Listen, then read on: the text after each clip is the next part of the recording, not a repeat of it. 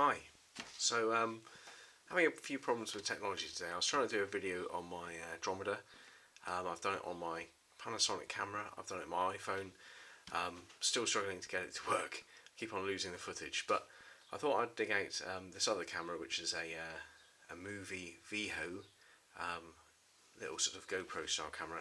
Have a go with that and do something which I've been meaning to do for a little while, which is this Grasshopper 2. It's the Super G version. It's a car I had when I was probably about 13, 14, many years ago, and since I've got back into remote control cars with my son, I sort of dug it out of my parents' loft and I want to bring it back into life. So there's part of this video is going to be about sort of what's in the box, reflecting on sort of the changes in remote control sort of styles, and obviously there's the car itself. So let's start off with the car itself. Here's the car. It still looks in pretty good condition. The tyres have lost a little bit of their spring, so they'll probably need replacing. I think they'll strip off pretty quick. Suspension, I think that shock always was a bit tricky, and the plastic end cap used to pop off.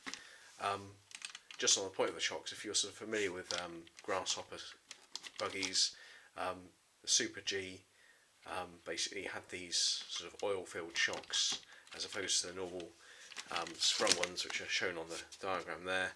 Also had cool yellow wheels and a slightly bigger 540 motor in the back there. So this is kind of original. It was original back to the day. Little picture from Nirvana, I think it was, I've put on there, so I think probably if I bring this back into service I'll scrub that off so it's all nice and white. It looks a bit more like it should. So let's just pop off the top here and see what's inside.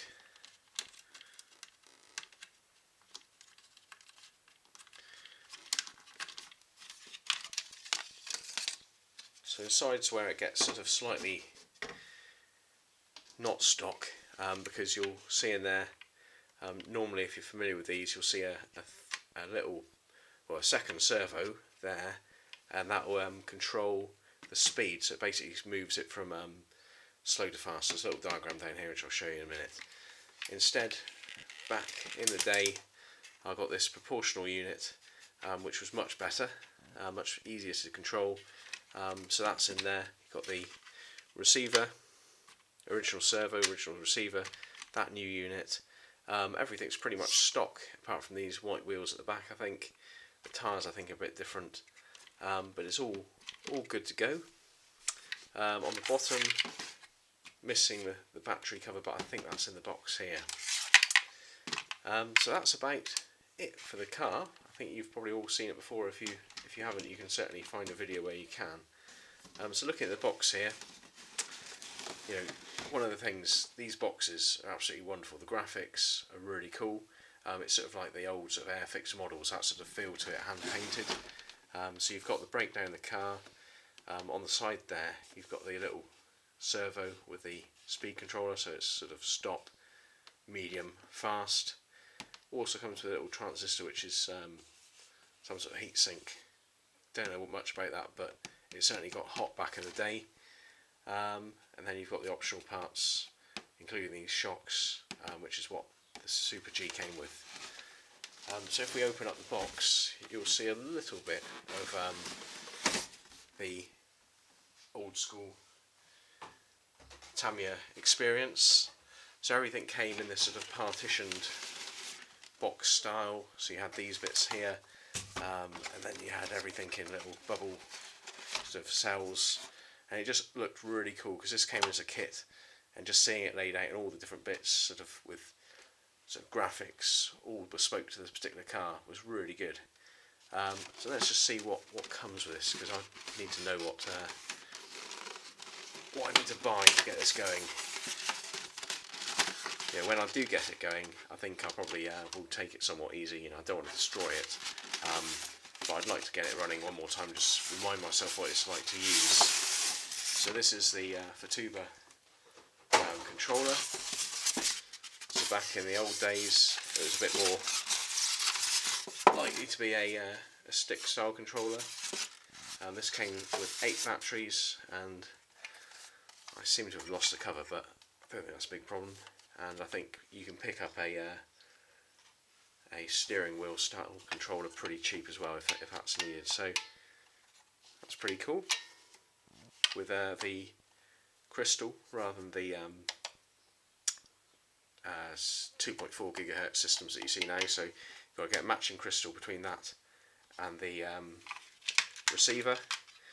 And obviously if you've got someone else on the track or on the playing field with the same crystal, you're going to have problems.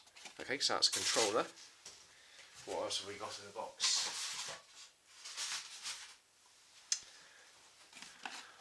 Old school battery charger. Old school battery, so that's a nickel cadmium battery instead of modern day sort of nickel metal hydride. 7.2 volts, 1200 milliamp hours. Obviously it comes with the Tamiya style connector on there, and this cell is definitely completely dead. Definitely needs replacing. But I'm thinking, and correct me if I'm wrong on this, but I don't see any reason why I'm not going to be able to use a modern cell like, where's it gone? I've lost it. Bear me, I'm just going to find it.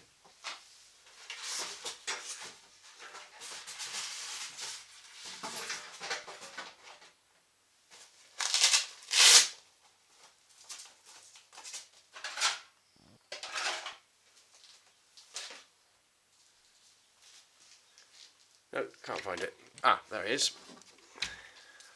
Curse today. I don't see why one can't use one of these. I would have thought you could. Same voltage, slightly more milliamp hours, nickel metal hydride rather than nickel cadmium.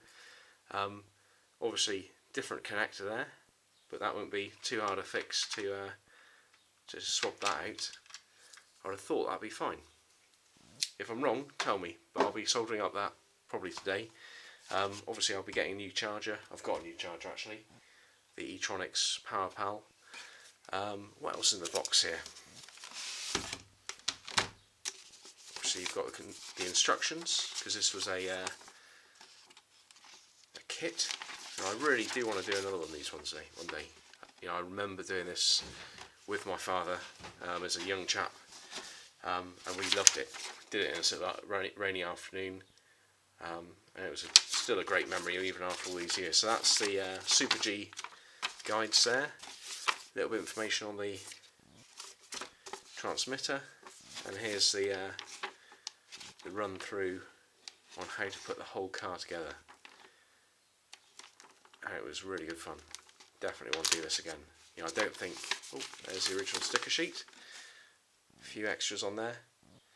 Now, what I would say is the reissues don't use real advertisers on there, so they lack a certain sort of charm. They use sort of made up companies because the sponsorship deals have sort of been exhausted. So in here we've got lots and lots of spares. So just to show you what I meant with these bubble packages, all the bits on display to you, sort of makes it all the more exciting. Got some spare wheels there. These are the Super G yellow wheels, but they're all cracked up, so they were replaced. Super G tyres, but again worn down. It's always nice to keep the bits though, isn't it? What's in here? Ah, battery door, that's important, need that. And then just various bits and bobs. So this is the old speed controller with a transistor. We've got battery holder, not sure if I'll still need that. Probably not with the new setup. Got the old servo, which can be a spare for the main lot. Various bits and bobs, some shock outers, the grease, some rear axles, bent. Can't quite think what I was doing to bend that, but there you go. So yeah, it's all in there. You know, bringing back the memories. On the inside of this, you've got some nice graphics. on the outside. Yeah. So I think the next thing to do is to get a XT60 connector soldered onto the car. Give it a test run, and if it's all working, then I think I might invest in some new shocks. It needs that because I think there's a problem with those, and sort of bring it back to life really. So that will be another video. I think probably I'll do another video once I've got it running, just to show you how it goes, and then maybe I'll upgrade it a bit. Okay, thank you very much.